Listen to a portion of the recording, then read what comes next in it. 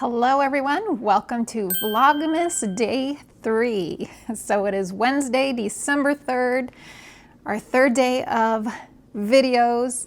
And if you're new here, hi, hello, my name is Gina. And I'm so happy you decided to join us here. I hope you like it here. I hope you stick around. And if you are returning, thank you so much for coming back. I truly appreciate it. Nikki appreciates it. You may hear him a little bit in this video because he is very vocal right now. He's looking for, I think he's looking for someone to play with him. He gets very bored. I have two cats. I have Nora and I have Nikki. And Nora she can entertain herself so well. She's so good at it. And Nikki is the exact opposite. He needs someone to entertain him whenever he wants. So you may hear him. He's actually right down here. So anyway, Vlogmas Day 3. And first things first, we're gonna do our Advent tree, our Advent calendar tree. So far we've put 2 little critters on the tree. It's time for our third. So I'm really excited about what this one is too. I already pulled it out of the bag. It is so adorable. I just love it. Here it is. This adorable little bird, a little blue bird. You guys know me and my birds. So the last one, yesterday's, was a squirrel. The day before that was a hedgehog. I love squirrels. I love birds. So let us find where this goes. It is number 3, so I assume the bird is going to sit on the tree and not on one of the bases here. I'm not seeing the 3. There it is, right here. See if we can squeeze it in there. It doesn't, there. I think that's as far in as it goes. So here is our little bird on our Advent Christmas tree. So fun. Okay, so this video, this is going to be some plant chores. So I need to water my plants. So I thought it'd be fun to take you along with me, but we're not just watering plants. We are also going to be doing some pest treatment, but not in a chemical way. We're doing it in a natural way. So I am going to be putting beneficial nematodes in each of my plant pots. So this little package, I got these from, there's a company called Nature's Good Guys, and they sell on, you can get it on Amazon or you can get it from their website. Either way, it comes directly from them. So I just happened to order on Amazon this time. But like I said, it comes directly from the company. It's not through, they sell through Amazon, but it's not from Amazon, if that makes sense. Yeah, so I actually ordered 2 packs of this. These are the beneficial nematodes in this package right here. And they are activated by putting them into water. So I ordered 2 of these packages because you're supposed to do them 2 weeks apart. So you do it once, 1 week, wait 2 weeks, and then you do the other package. And these guys will keep in the refrigerator. They have to be like 40 some degrees Fahrenheit. They have to stay, and also keep them in a dark place, and they will be perfectly fine for up to 30 days. So we should be good. I just got these, and yeah, so we're gonna water first.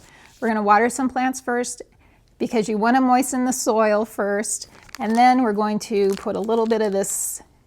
We're gonna make 5 gallons of beneficial nematodes, and we're gonna put them into each pot. So I'll explain more about this later. I'm really excited about trying to beat my thrip issue, going a more natural route rather than doing chemical route, pesticide route. And I think this is gonna work. These beneficial nematodes, they take care of thrips, which is my issue. They take care of fungus gnats. So yeah, should be fun time. watering plants together. So yeah, we got this done, got our tree done, and let's go water some stuff. Okay, so I've got this is my main tool for watering my plants, and I don't know about you guys, but with the changing of seasons, so we just came from summer, we're into fall and winter. We're not officially winter yet, I don't think. I'm not sure what day is the actual day of winter. It should be coming soon, or maybe it has already, I'm not sure, but switching between seasons and changing up the watering routine is always kind of, I don't know, I find it a little bit challenging. So right now, at this moment, I'm still trying to find my groove with watering my plants, because in the summertime, I was watering every single day. Not every single day. Every single week. Not every single day. Actually, I do. That's why this brain said every single day, because I do water every single day, because I also have my grow tents that I water in. And that's every single day in the summer. But up here in the main part of the house, once a week, I water my plants once a week. And now that the weather is cooler and the plants don't need as much water, it's like, I can't even remember the last time I watered my plants. I think it was 2 weeks ago, but I'm not positive. I think it was 2 weeks ago. So anyway, I'm basically at this point, I am going by sight. I go by sight. Like if I see plants looking wrinkled or droopy, I know I need to water my plants. And there are some plants, and I can see one right this moment. I just didn't even notice it before, actually. Yeah, my micans, my philodendron micans is wrinkly droopy, so that one needs water. So I waited a little bit too long to water that one. So like I said, I'm still trying to get my groove with figuring out what sort of watering schedule I need to do. Yeah, so anyway, the nice thing in the wintertime, I don't fertilize like I do in the summertime, so I just have to fill my little watering can and then go around to each of the plants. And some of them I'm actually going to use my moisture meter on them, because I just don't, I mean the ones that don't look like they need to be watered, I'll use my moisture meter on them. In fact, let me grab it down here. This is where I keep it. My moisture meter, I've had this moisture meter for a very long time actually, and I purchased, because this one, these things, you can see they're kind of bent, like the sensor legs, they're kind of bent. So I had purchased a new one, and I don't know, this brand is the best. Whatever this brand is, I don't even know. I don't see a brand name on it. I think I got this on Amazon. It has been the best. It's just very accurate. Yeah, so anyway, so we'll be using this to help us figure out if some of these plants need watering. So I am just going to get that perfect temperature. I try to get it so it feels like room temperature. Not too cold so we don't shock roots, but of course not too hot. And yeah, hopefully we don't lose our light. It is getting late. It's 3 o'clock. It starts getting dark at like 4 o'clock. It starts getting darker. So yeah, so I'll move you guys. We'll start over here in this corner by this philodendron micans that is looking very, very thirsty right now. All right, so can you see how wrinkly, see these leaves? They're kind of shriveled, especially up here at the top. We even have some that I could pull out because they've turned yellow. Actually, oh geez, this one's the same. I don't know how I never noticed it, or maybe it just today turned. Like today was the last, this was like the last chance here. Like I didn't notice this. I didn't notice, like even yesterday, I didn't notice this wiltiness. So hopefully it just like happened today. So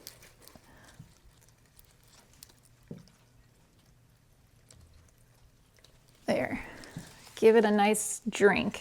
Definitely don't have to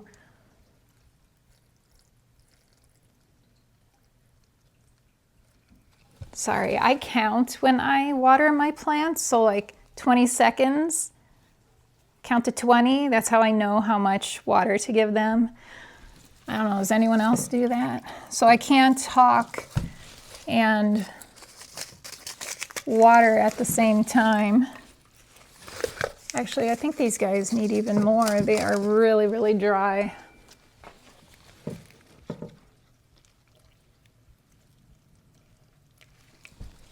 We'll give them 40s.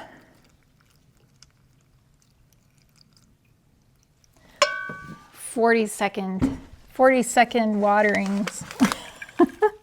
That way they are going to be sitting, yeah, they'll sit in some water also, and I'll have to keep an eye on it to make sure they're not sitting too long in it. Like overnight, I won't let them, but so they can really like drink up the water that goes through the pot right away and is just sitting in the cover pot here. Because it's in just like a little nursery pot. See that? In this cover pot here. So that way they are getting some really good drinks. We'll have to come revisit that. I don't usually, usually I don't get to this point. I don't forget. My plants don't look like this. So hopefully I won't be losing too many leaves from this being too thirsty. But yeah, usually I don't have to worry about like removing water sitting in the cash pot because I don't usually have to put that much water in. But you know, like I said, I am still trying to find my groove this winter with my watering schedule. That's the hard part with changing seasons. All right, so moving on. I have a feeling that every single one of my plants is gonna need water. So, but I still will probably check in on a few. Like for instance, I'm gonna look at, oh, this is my Mandula pothos, which I have not. Usually I chop it back in the winter time because it just, see how these, it just starts looking like this. The leaves start turning yellow, and then we have bare stems. I don't know, this plant just does not look good through the winter. So I usually end up just chopping it, propagating this plant, and to avoid this ugliness here, these yellowing leaves. And I haven't gotten to it yet. Maybe we'll do that during Vlogmas. We'll propagate the Mandula pothos. But yeah. Yeah, this one also feels like it needs water too. So anyway, I know if this Hoya compacta, if this one needs water, then everything's gonna need water. I don't even need to check. I don't even need to check anything else because this guy holds, like I don't have to water that one very often. So why don't I just do that right this second. Just gonna check it with my moisture meter. See, and it is dry. So I know everything else is gonna need water for sure. So let's just start with the compacta.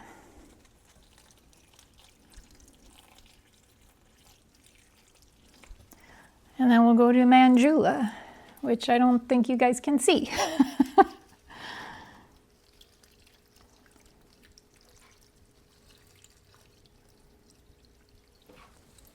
Okay, and then I have a philodendron Florida Ghost here. That for sure is gonna need some water.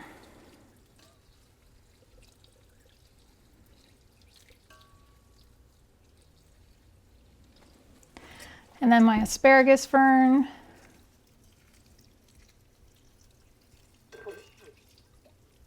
And I'm out of water. I have to go fill her up again.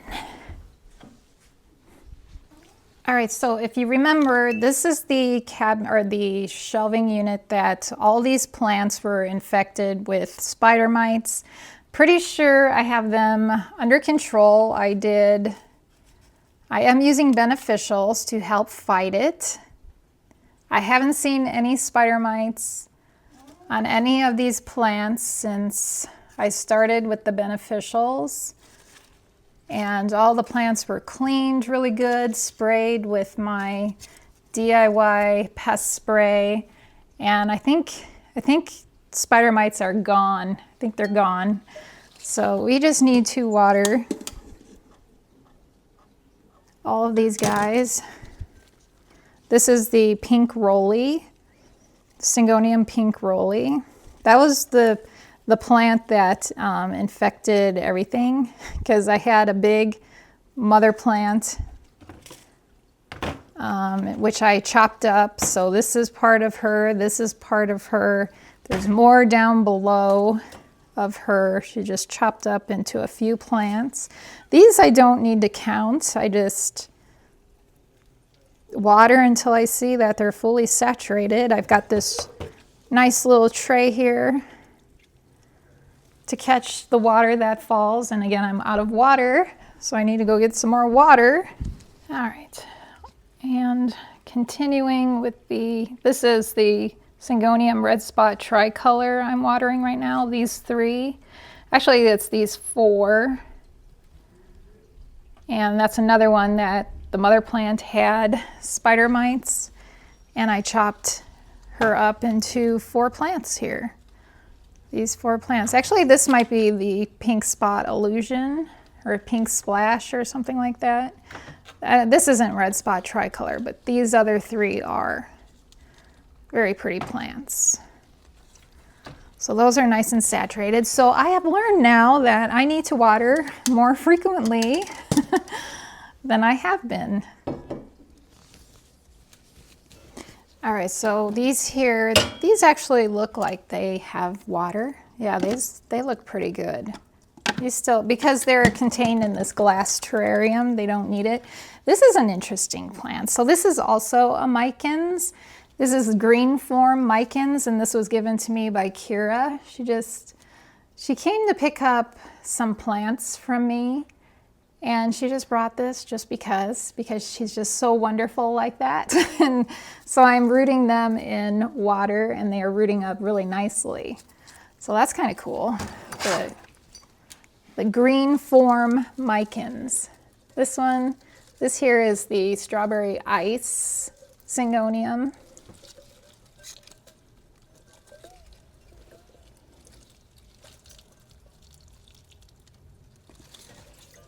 And that one is potted directly into this pot. So that one is looking good. And then we have a few more down here. I will just get these. So we have Syngonium panda here, and we have green splash. And actually both of these don't look like they don't look parched like some of this other stuff. Yeah, I need my moisture meter just to see, but yeah, they can use water, but they're not like, you can see some of the soil is still sticking to the moisture meter. Yeah, they're not like super dry. Okay, so these next plants, we're gonna warp speed water these plants. Are you ready? Let's go.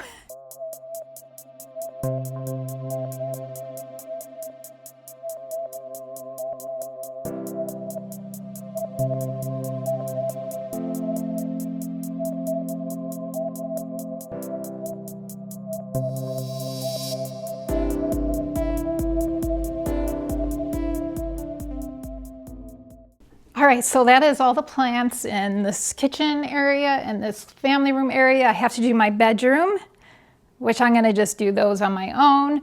And then I'll take you into like the living room and the dining room, and we'll go through that stuff. Okay, so I have learned some things in this watering session with you guys. So like I said, I think it's been 2 weeks since I last watered my plants. I think that's the longest I've ever gone like 2 weeks. And I've learned that in the kitchen area, kitchen, family room, bedroom area of my house, that's too long to wait.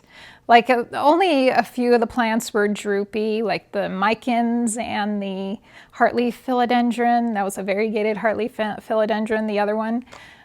Those were the only ones that were really kind of wilty, droopy, but a lot of stuff was just really dry. I just waited too long. So I think the most I can wait, at least in that part of the house, is 10 days. I think 10 days. And I think, like I said, I think it's been 2 weeks. So, but I'm not positive. I didn't mark it down on my calendar. I need to do that. And I will do that today. I will do that today so I remember when I watered last. So now all the plants in here have been watered. This is the Ripsalis has been watered. Hoya's watered. The monkey tail cactus right there, that is watered. Hoya's obovata is watered, and only a few of the cacti and succulents here that you see here have been watered, like this one, the bear paws, my variegated bear paws, that was watered. Those are on a different schedule for sure. And then, yeah, my lipstick plant here was watered. The obovata is right there. Yeah, so now everything I'm going to be doing in that room is done, and gotta move equipment here. We're going to do this room. I am really quickly losing my light. So we have Syndapsis here that we have to water or check. Now see, this tells me if I need to water. These guys are usually my gauge, especially this one. This is the, I have one little yellow leaf here. This is the Silver Lady. She is usually my telltale that they need water, and yeah, she needs water. So probably every single one of these. No, see now this one, this Jade Satin, that one, yeah, I'll give that one water too. I think they're all going to need water, every single one of these. Let's see this Aria. Yep, that one needs water. And then usually my Silver Lady here doesn't, and she needs water too. But they look good. So see, I could go 2 weeks waiting with these guys. It would be fine. Let me check. Aguilonema, my pink Siam, that one needs water. Tortum needs water. I know the neon green pothos will need water. This one, this is my Hoya carrii.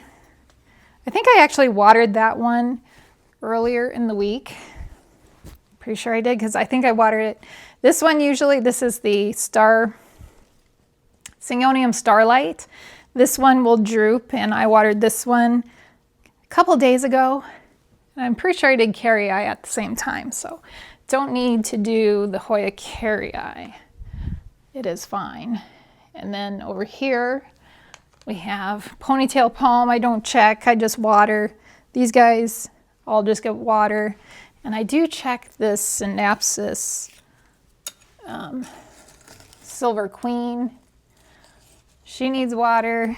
And then also, I do check my Dracaena marginata. And that one needs water too. So hopefully I remember everything I said that needs water. So let's do that. Again, let's do warp speed because we are running out of time. We're running out of light.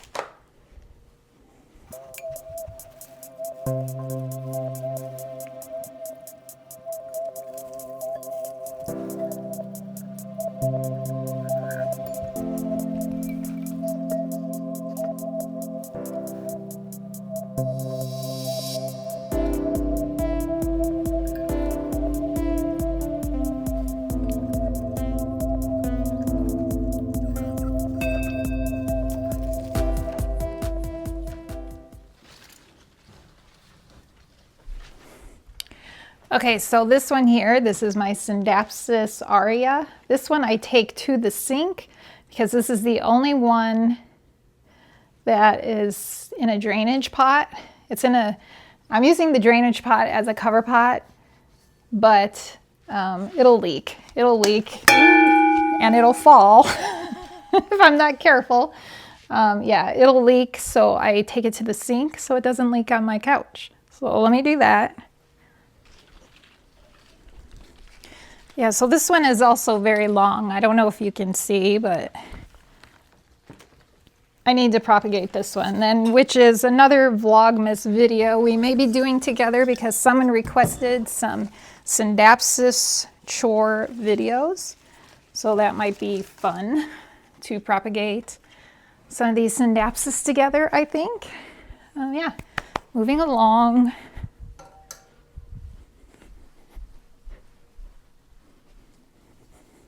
Okay, so that does it for this room. Oh, I guess I was off. I had just done that stuff and I forgot to show you. So I watered that stuff over there that I said I was going to water. And now I have just my office left to do. But I think since I can leave the lights on, like the lights are going to be turning off out here. It's going to get really dark with the sun going down. So I think what we're going to do next is I'm going to mix up those beneficial nematodes, and then I'll show you how I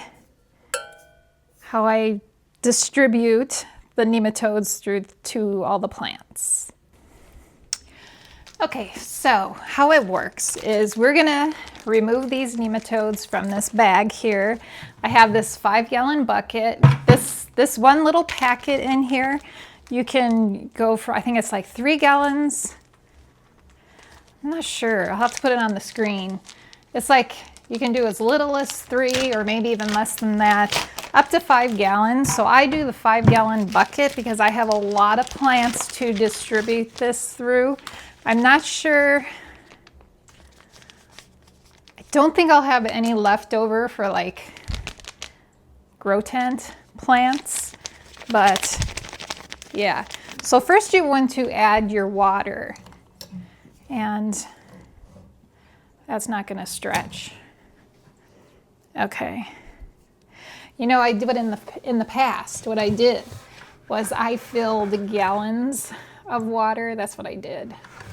Empty gallons. I have to go. Let me go get it. So I fill empty milk gallons or distilled water gallons, and then I add them that way because my water faucet thingy does not stretch. So let me go get that. Okay, so I'm going to be filling these 5 times. That'll take it all the way to the top of the bucket. You're going to use cool to lukewarm water. So yeah, you don't want to shock the little nematodes. And then first you put the water in, then you put the nematodes in, and then you stir it up, and then they're ready to be used.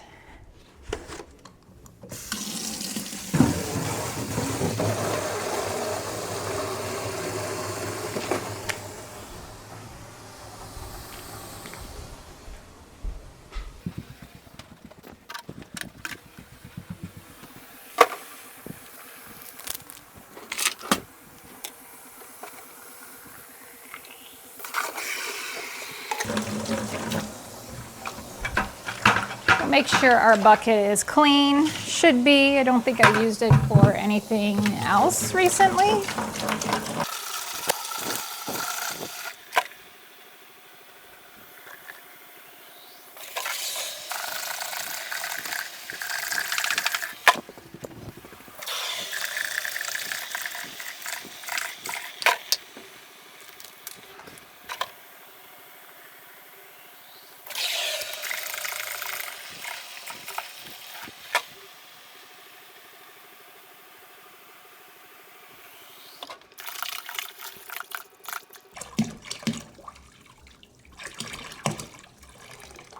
All right, so you can see that is all the way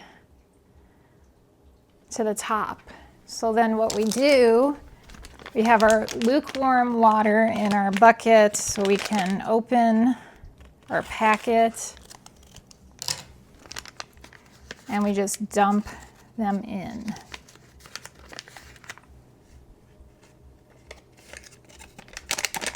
So the water activates them, brings them to life. I don't know exactly how it works, but then you stir stir it up real good. And you don't have to wait, as far as I know, you don't have to wait like any certain amount of time. There should be ready to go, like, because the water is kind of warm. Should bring them to life, get them activated. And then I have a little cup here, and I'm going to fill my watering can. Nora's here. I don't know if she's gonna get it in the picture. There she is, walking through. So then I just fill, and you can see, I'll show you. I don't want to drip nematodes everywhere, but I don't know if you can see, but it's very cloudy. The water is very cloudy, filled with nematodes. So I'm using 5 gallons because I have a lot of plants to get nematodes into. If you don't have that many plants, you could just do 3 gallons. Yeah, so then now let me show you what I do with this. All right, so since I am quickly running out of light, I'm just going to demonstrate what you do on these 2 plants. So we watered everything first. So you want to make sure that soil is moist in the pots before you add the nematodes, because otherwise they will have trouble getting their mobility or stuff like that from what I've read. So definitely make sure your pots are watered before you don't want to add the nematodes into dry soil. So I'm going to demonstrate, show you how much I put in each pot. And then when you're done, you can also, after I do all of these plants with a little bit of nematodes in them, then I'm going to come back around with just plain regular water and add a little bit of plain regular water to each pot. So that's the steps. So let me show you just how much goes into each pot here. It's not much. Just like that. Just a little bit like that. Over here. Just a little bit. You don't need a lot. And that way you can distribute your 5 gallons or however many gallons of nematodes you've made.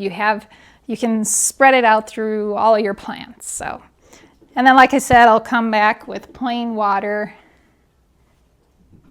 fill it, not a lot, just put a little bit of plain water in there just to give them more moisture, and that is it. All right, you guys, so that is it. I am running out of light. And I have so much more to do. I still have to do my office. I still have to water my office, and then I have to distribute the nematodes in my office, and I have to distribute the nematodes in all these other plants here and in my bedroom. But yeah, my goal is to conquer thrips, destroy the thrips using natural methods, and I feel like this is going to work. And I have a theory. I don't know for a fact. I don't know. This is just my theory. I think if I do not see any fungus gnats anymore in my house, like I still occasionally do see a fungus gnat, when there are no more fungus gnats to be seen, I feel like there will be no more thrips in my house. That's what I think. Because if all these things I'm doing they're able to kill fungus gnat larvae, and you can catch adult fungus gnats with sticky traps. You can also catch adult thrips with sticky traps. So I think that's my theory. If I no longer see a single fungus gnat in my house, then there's no more thrips either. What do you think? Do you think that makes sense to me? Does it make sense to you? Yeah, I think so. So yeah, I hope you enjoyed this video. I hope you enjoyed Vlogmas Day 3. And yeah, that's gonna do it. So I will see you tomorrow in Vlogmas Day 4. Thanks so much for joining me here today. And yeah, bye.